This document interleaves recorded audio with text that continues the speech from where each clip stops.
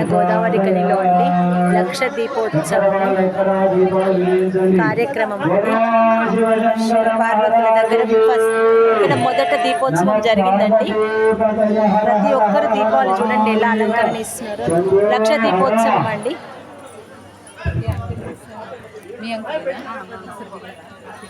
అందరూ ప్రతి ఒక్క మహిళ దీపోత్సవం చేస్తున్నారు. ఈ అయ్యగారి ఆధ్వర్యంలో జరుగుతుందండి.